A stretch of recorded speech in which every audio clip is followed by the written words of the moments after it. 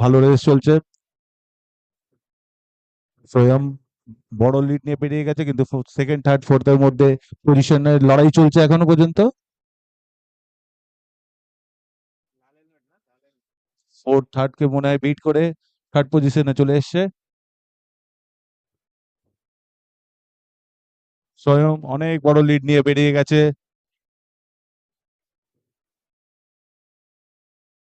Fourth third কে bit করে third পজিশনে চলে এসেছে।